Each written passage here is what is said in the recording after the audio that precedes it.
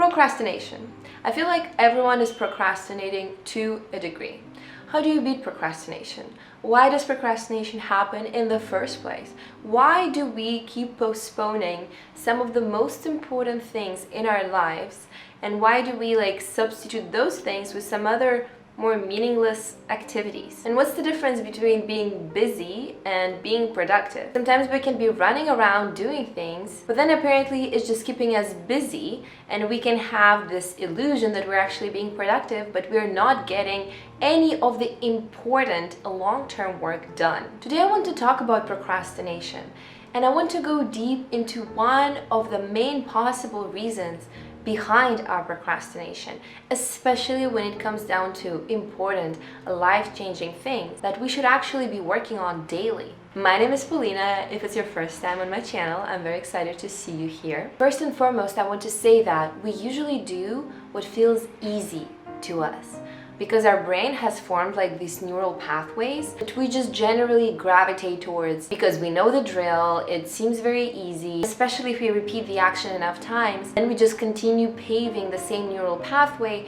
and it gets easier and easier to continue doing this task. So of course, if we're on autopilot, we just keep doing whatever is easiest for us. But then I think what hinders us when it comes down to exploring a new territory or taking a new direction or getting out of our comfort zone is our belief system. I think our belief system is kind of like a software that we run on. And if something does not fit into that belief system framework, then we can either automatically disregard it, or we can deem ourselves not good enough or not suitable for that new challenge that we are considering. And that's where we start procrastinating. Our belief system is something that is being formed all throughout our lives, and it's being shaped by our own experiences. It's being shaped by what our parents told us, by our childhood memories.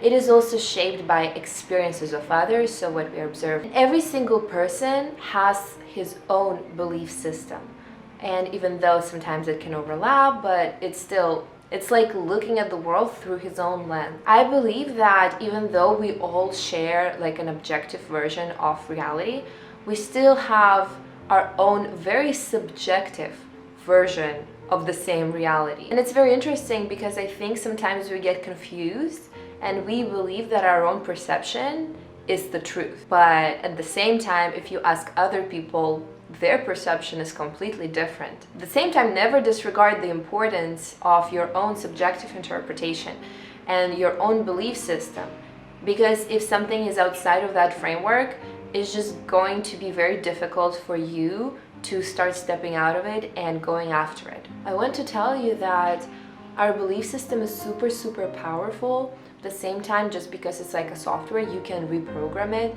per your wishes, even though it does take time. With some beliefs, it can take years to overcome them. With some other beliefs, it can take a few months of working with them. I also want to note that we tend to find examples in the exterior world that support our belief system. So we find all this evidence as a support pillar for our belief system. But the peculiar thing is that once you start changing some of your beliefs, the initial belief will start to render itself irrelevant, and you will start finding examples that support the new belief. It's very interesting how it works, but I think it works this way because of our attention span. Our attention span is very limited. So if we look around the room and we only pay attention to things of green color, when you close your eyes and you're asked about what were the objects of red color, you wouldn't even be able to remember because your attention was laser focused on things of green color. So it works the same in daily life as well. If you're looking for happy things, your attention will be laser focused on that. So you will be looking for evidence to support your happy state of being. But at the same time, if you're looking for something to complain about or you are being negative, it is very often the case that you will start finding evidence to that. Your brain will be working within that mental framework, and it will be looking for evidence to tell you that you are right, because all of us want to be right. And all of us want to believe that our subjective interpretation of reality is the ultimate truth. which is actually not, and it's very malleable. Like, you can mold it and change it per your wishes. I want to link this one experiment that I find very interesting, that is a very good illustration of our attention span, that showcases how limited it is. I'm not gonna go into any detailed description of this experiment because you have to see it for yourself, but I will link it up here. So I really suggest that you check it out because you will be surprised with yourself. I also want to give you an example of a belief that might be limiting you or somebody else that you know. I have a friend who lives in New York with me, and recently that friend mentioned to me that they want to move out of the city because in the city people are not willing to commit to like romantic relationships. They're more like having fun and very career oriented. When my friend mentioned that, I was just a little bit taken aback because that's not what I was seeing in the city at all. Like, in my mental framework, I have always like believed in happy couples, and that has always been like my view of the world and my interpretation of reality. And I think there's so many like loving people, people who are open to relationships, people who want to form like bonds with others. Like, that's always how I saw the world.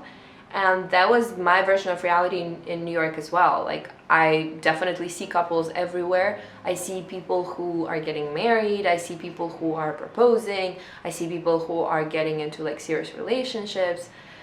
So I see all of that.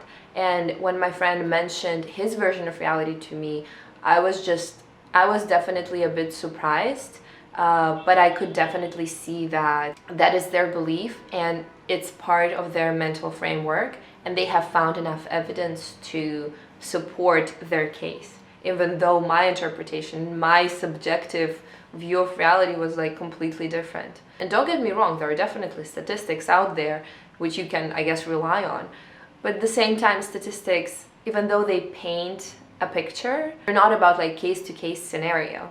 So sometimes because of the statistics, we can omit the more like human picture and more like daily life kind of situations. So that's why I say that our subjective interpretation is very different, because it's like a subset of that massive statistical like data set, right?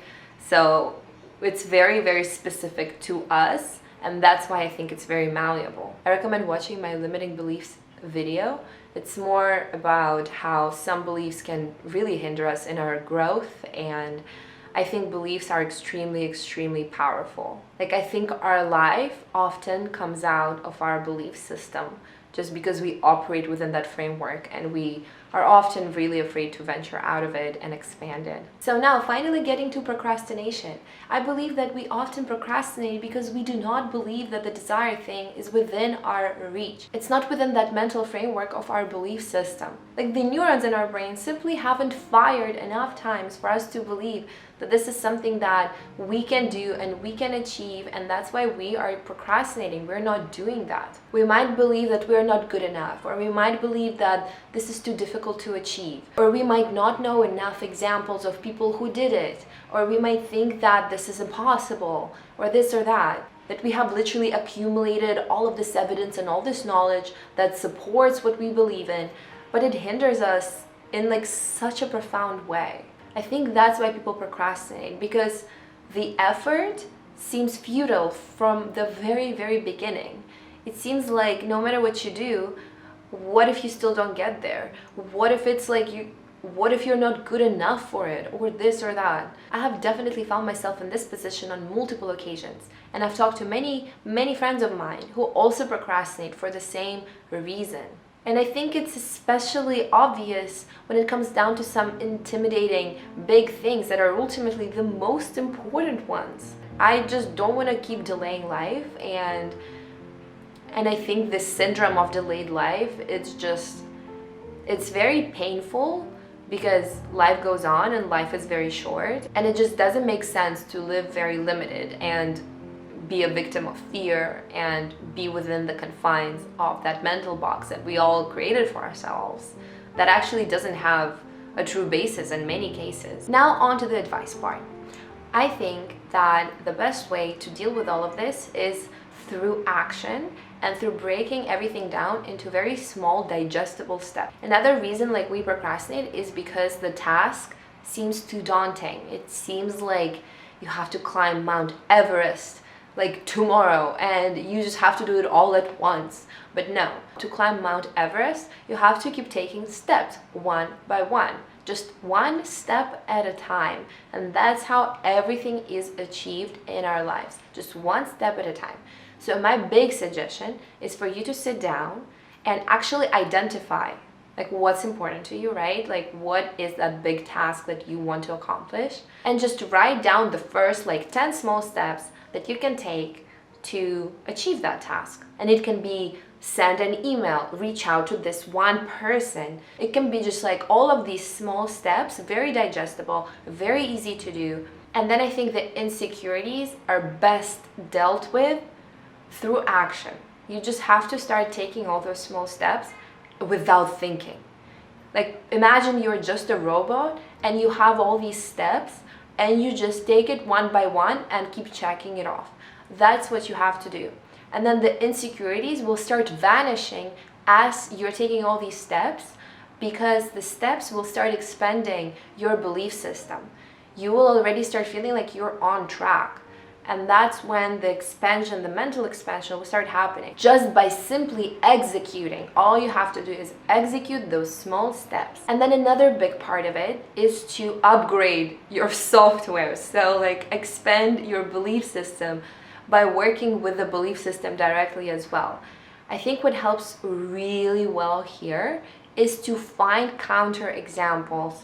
So if you have some limiting belief, find counter examples to that. If you believe that people don't want relationships, find examples of happy relationships. And then when it comes down to the thing that you specifically want to achieve, find examples of success. Find people who have already done it. You have to start upgrading this mental framework by looking at these examples of success and start understanding how you can relate to those people. What are the common traits you guys can possibly have? How did they position themselves to get to where they are? And just start believing that this is possible for you. It's not gonna take a day, it might not take a week, it might take years. I swear, it might take years.